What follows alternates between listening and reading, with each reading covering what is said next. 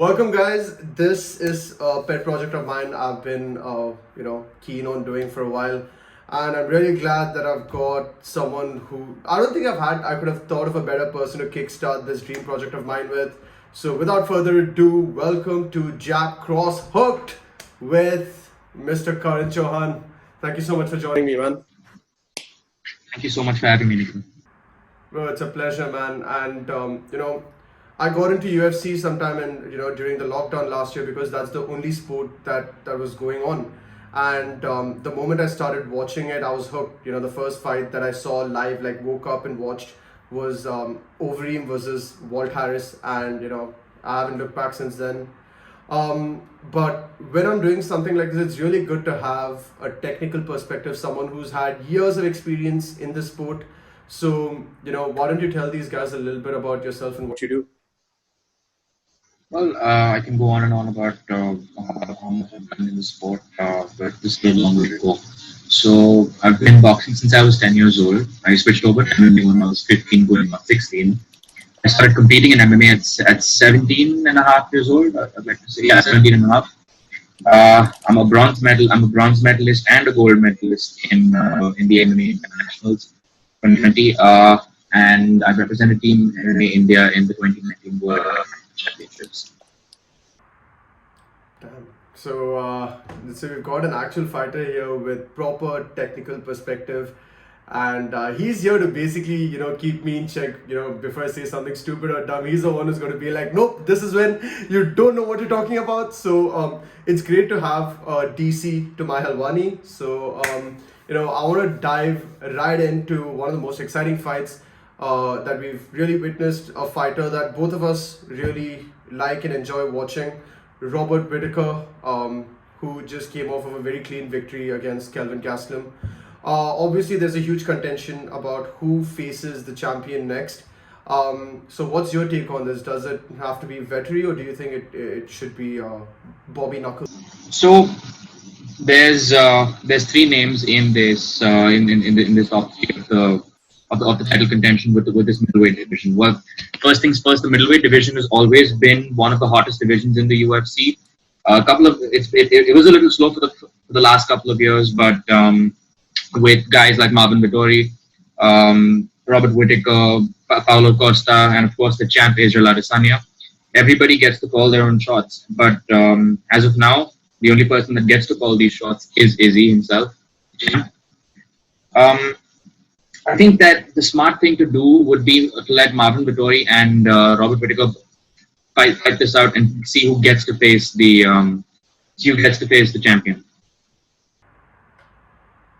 Oh, okay, interesting. Because I think that's the fair sense to go about it. But I think in terms of money fights, the way the matches are being booked these days, it looks like they kind of want to get a middleweight fight. Probably towards the end of the summer, right? Just if you look at it calendar-wise, we had Izzy fight Jan. When was it? The end of Feb, towards the end of Feb, I think. Right. So even if they give a 6-month recovery time, we're looking at some time in August. So for Vettori and Whittaker to fight before then seems slightly unlikely, right? Because as a purist, I think you'd want to see a number one contender bout. But suppose that doesn't happen. Suppose we don't get that number one contender bout, and each of them are coming off of 3 wins. Robert Whittaker's got 3 decision wins, and so has Marvin Vettori. But obviously, the category of fighters that he's fought makes a huge difference. Obviously, the people who Robert Whittaker's fought are a lot more storied. They are top contenders, as opposed to Marvin Vettori. Not saying that he hasn't fought anyone good, but more to say that he fought a pretty tired Kevin Holland after his loss, and especially during a time where I don't think Kevin Holland had the time to make those adjustments that, right after that Derek Brunson fight. So when you factor those things in, who do you think, if they had to make a title shot right now, next, I guess, you think I think Robert Whittaker should get that shot again because he was just so dominant as a champion, The way Marvin Vettori's won his last couple of fights has been bum rushing guys to the cage, taking them down, beating them up, wearing on them for 5 rounds or 3 rounds, however long his bouts are. But Robert Whittaker, as you said, has fought a high caliber, and he's fought almost everybody in that top five and beaten everybody in that top five of the middleweight division.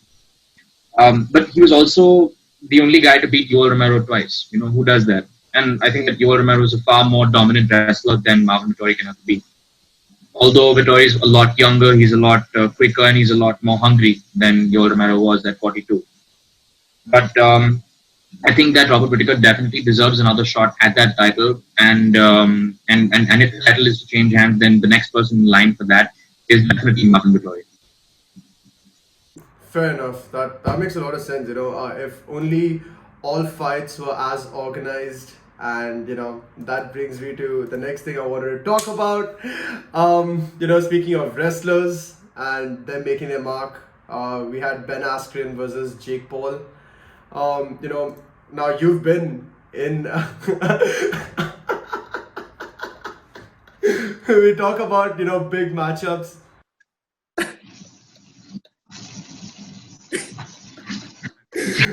Oh man, you really I know a lot of people have different stances. I personally think that it's a huge marketing gimmick and it's good for them. They're making money. Ben Askren made more than double the amount Robert Whittaker made after fighting Gaslam and winning in the octagon. And a lot of people dub this boxing match as a circus show.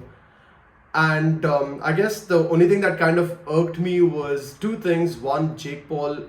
Obviously, it's no joke, fighting a combat sports athlete. But at the same time, when you talk about the amount of disrespect, what are your thoughts on this entire spectacle of, of Jake Paul, Ben Askren, and, all these entertainers calling out, storied fighters? Well, see, so first of all, props to Jake Paul for actually knocking out Ben Askren the way he did. Um, and I have two stances on this. I have a very neutral stance on this in one aspect, and I have a very emotional stance on it in another aspect. So, as as somebody that understands the fight business and the business aspect of it when it comes to earning more money and everything, I understand that, and I understand the fact that Jake Paul wanted wanted a bigger payday. I understand that Jake Paul is somebody that does have to talk shit and move forward in the whole world, because without chatting shit, I don't think he'd get anything, and I don't think that Ben Askren would have even known who he was if it wasn't for him chatting shit with Ben Askren. Right? But on the other hand, as somebody that puts in honest work every day, as somebody that puts in, that gives his life, his heart, and his soul to the sport of MMA, and that has given his heart and soul to the sport of boxing growing up, I think that Jake Paul is absolute trash for doing what he did, for saying what he said, and resorting to these sort of gimmicks where he insulted Conor McGregor's wife. I'm somebody that respects love and relationships a lot, and especially a relationship like Conor McGregor and his wife's. It's you don't do that to you don't do that to anybody, no matter who the person is. I wouldn't go do that to somebody that that I had beef with. I wouldn't attack his wife. I wouldn't. So it shows your character. It shows how much you're willing to say, how much you're willing to do, just to get a few more likes on an Instagram post. Right. And props to Conor for not firing back at what Jake Paul said. But yeah, about this fight, I think that it becomes. I think that it's very unfortunate for for the MMA community. But I now know that Jake Paul would never, ever, ever fight a person who's got great hands in MMA. And I don't think that Jake Paul would ever have the balls to step into an MMA cage and fight. Ever. Because given MMA rules, you can't check that much shit and fight an MMA fighter, because there's many, many ways to win.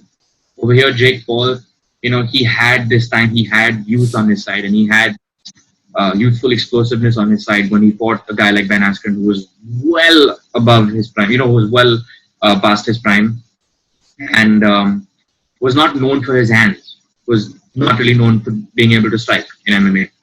Every fight that he won, he took people down and he laid on them for 3 rounds, and he won most of the fights in decision. And so it's unfair to take somebody's arsenal away from them and then say, yeah, come on, shoot me, or essentially giving somebody a knife in a gunfight. I think if you play those cards, I'm pretty sure if you put Jake Paul versus Valentina, even given that weight difference, I feel like Valentina could just. Fuck yes.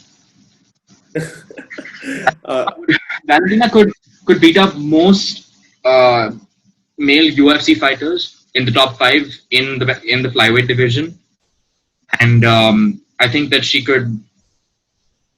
I think it's funny to think about what she could do to Jake Paul. You know, honestly. And speaking of other beef that needs to be entertained, I think we've got a great example of that coming up this weekend with Kamaru Usman versus Masvidal 2. And it's I'm pretty sure that's what anyone and everyone can talk about. Like two fantastic athletes. You know, if I think if once you've witnessed fighting for a while, you can't not like Masvidal. No matter how trashy or obnoxious he is, he backs it up at the end of the day. He shows up. He doesn't make excuses. It's one of the reasons I really respect what he did. He took the first fight on 6 days' notice, showed up, and it still went to decision. Like I genuinely felt that if there's any chance where Usman could have knocked Masvidal out and made an example out of him, that was the time. But now you've got an angrier and a more determined Usman who doesn't just want to beat Masvidal, he wants to finish Masvidal. And clearly, after what he did to Gilbert Burns, his own teammate, and seeing that he had little to no remorse after that, um, you know, I'm pretty scared for whoever stands across the octagon from him. And yeah, I'm just curious to see what your take on that fight and that matchup is. How much of a difference do you think this makes? The situation as a whole. And in this case, there's two ways to look at it. Okay, Maru says that Masvidal had an inbuilt excuse in his words. But as somebody that's taken fights on short notice, let me tell you that it is not easy to do that, especially against a guy like Kamaru Usman, who is in every sense of the word the Nigerian nightmare. When you're looking across the cage from him, I've seen him only from a certain camera angle, but I can only imagine how it must be to look into his eyes as the person he's about to fight. And that must be some scary shit. So props to Masvidal for getting on a plane on 6 days' notice, cutting 20 fucking pounds, dude. That's no joke. You know, cutting 20 pounds and fighting on 6 days' notice, and taking Usman the 5 rounds, taking him 5 rounds and making Usman work, because he stuffed almost 8 takedown attempts. That's unheard of against a guy like Usman. Even Tyron Woodley couldn't do that. And Tyron Woodley's got you put yourself on mute. Of course. And Tyron Yeah. Woodley has a storied wrestling career, right? He couldn't defend those takedowns. He what it is with I mean, and on the other hand, with Usman now, Usman has had a full training camp dedicated to beating a person with the style of Masvidal. Right? Masvidal's striking is definitely more scary than Gilbert Burns' striking ever was, or ever could be, because he's just had that many more fights in the octagon, and he's had that many more uh, striking exchanges with some of the highest levels, with some of the highest level strikers in the sport. He's a guy that knocked out Darren Till. Right? He's a guy that got knocked down by Darren Till and knocked him out later in that fight. He's a guy that made beating Donald Cerrone look almost and I love Donald Cerrone, and it's very hard for me to say that about him. But yeah, he lost pretty badly to Masvidal. Right? This was when Masvidal wasn't even in his prime. Masvidal's just come into his stride right now. So when I see these two match up, I think that they have been preparing for each other for years. Even when the Gilbert Burns fight fell through the first time and Masvidal stepped in, it was I think it was fate that had to set up something bigger. And here we are today, and they fight on Sunday morning. Um, and in one sense of We it, can, no, sorry. One more thing. All we can really expect is absolute fireworks from these two, because both of them have this little fire under their asses. They knew it wasn't over. They knew the beef wasn't over, and they knew that the fight was not over back then. Even though Usman beat him over a course of 5 rounds, both of them looked each other in the eyes and knew that it wasn't over. And so they knew something else was coming. I mean, I just agree. I mean, I agree with that. In the sense that I think even I think you can either stand testament to this, or chip in your 2 cents on this sort of point. I also genuinely believe that Jorge Masvidal's fight IQ in general is really really sharp, right?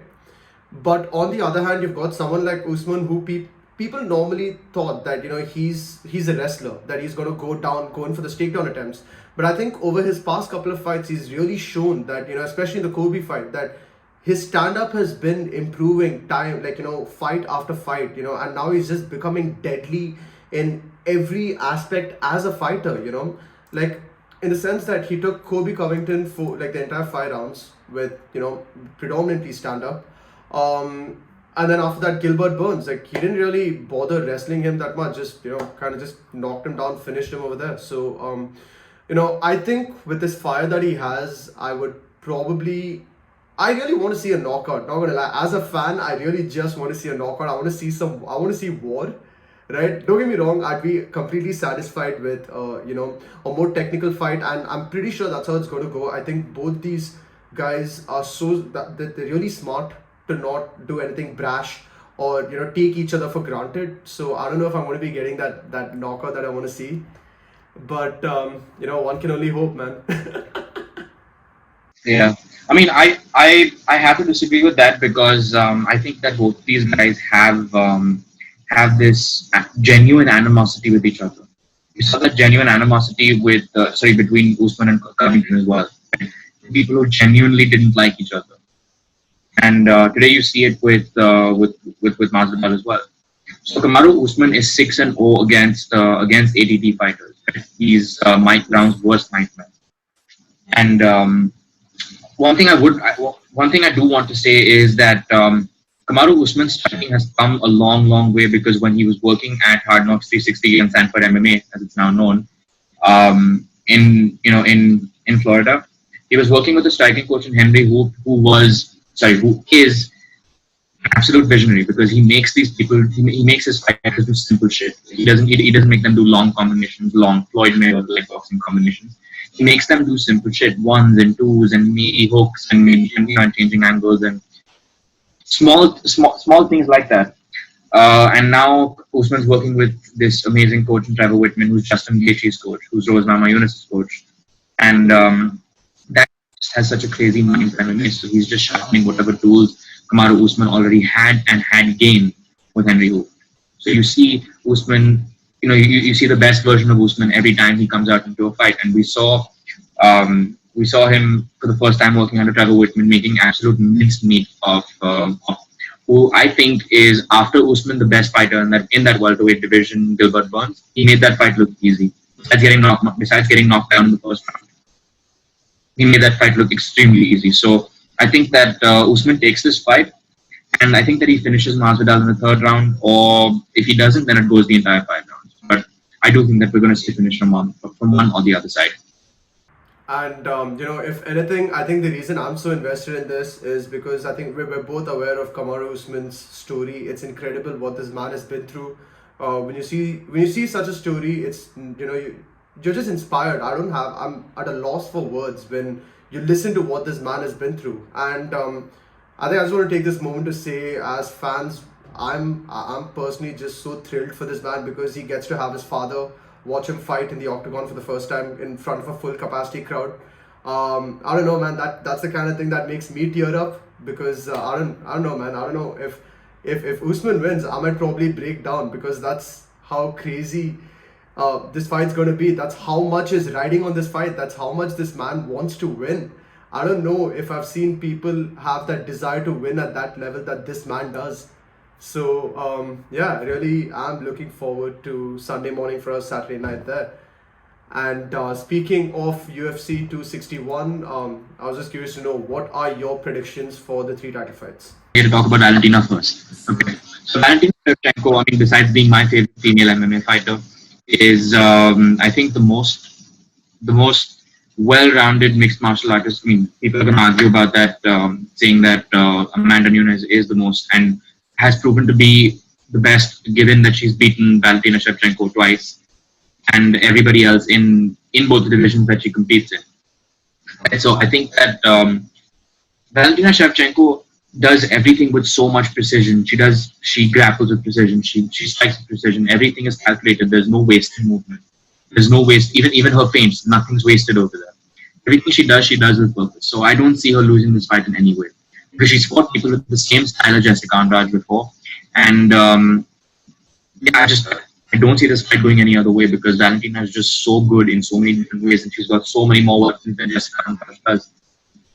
So I think that Valentina takes this fight either by knockout or just ends up outpunching her for 5 rounds, just because of Andrade's sheer toughness. Just so sorry. So you see this fight going 5 rounds then? If we don't get an early finish, then yes, definitely 5 rounds because How would you Shevchenko, define early? as much as one sec, as much as she has this knockout power, she has that knockout power when she's explosive and pretty early on in the fight.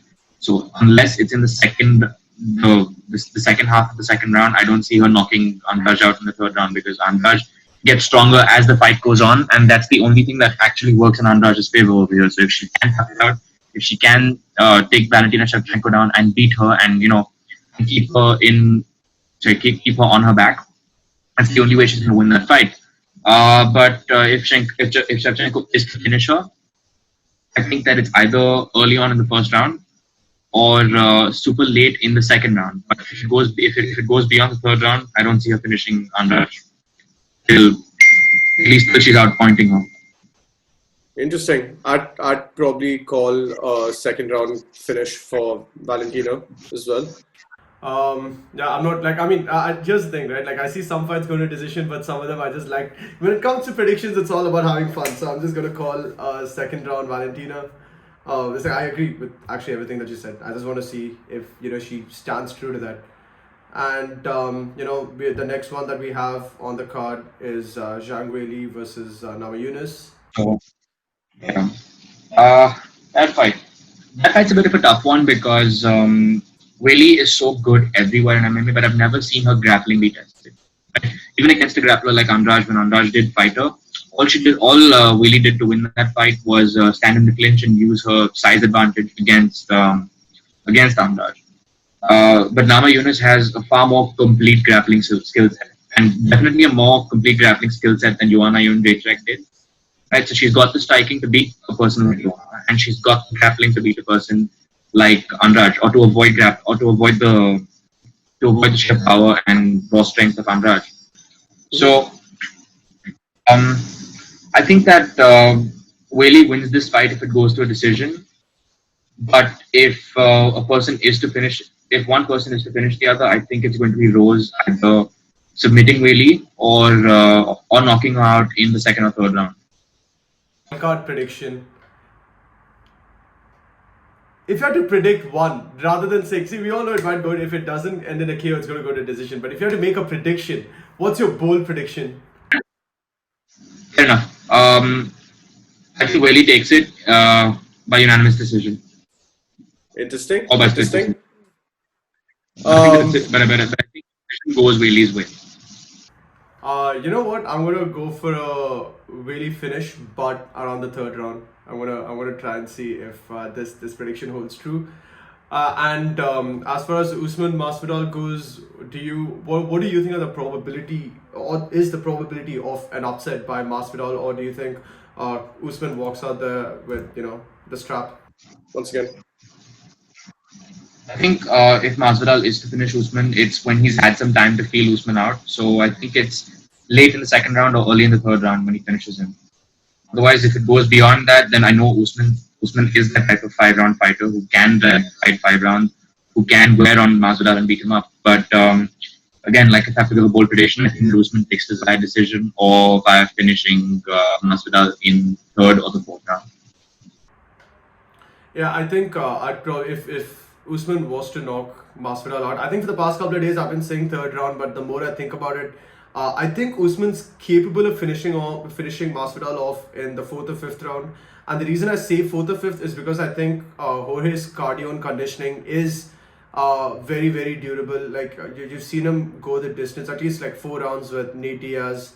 And even in his previous fight with Usman, if it wasn't for that clinch control, right, where Usman put a lot of pressure on him, the man still came out like he was ready to go for another 3 rounds. You don't see that often when you fight against Usman. So I think both these guys have excellent cardio. Usman has got he's got an astonishingly strong chin. Like the man can take punches. So I don't see this fight ending before the 3rd round. Even after the Kobe fight, right? So yeah, if it was anything, I think I'd say Usman finishes Masvidal off in the 4th round. And I want to see if that holds true. So yeah, man, shit, this is awesome. Thank you so much for doing this, and I can't wait. I'm going to be catching this card live, and we hope so do you guys. So we'll see you guys in the next episode whenever that happens, and until then, thank you so much for joining us on little Jab Cross Hook podcast. Patent pending, not done yet, and we'll see you guys in the next episode.